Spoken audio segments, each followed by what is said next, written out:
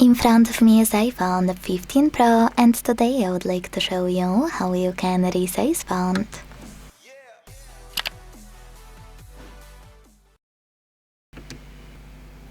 First of all, go into Settings and scroll to click on Display and Brightness available here. Now click on Text Size. And last but not least, operate this slider at the bottom to adjust your font size. You can check out Preview at the top.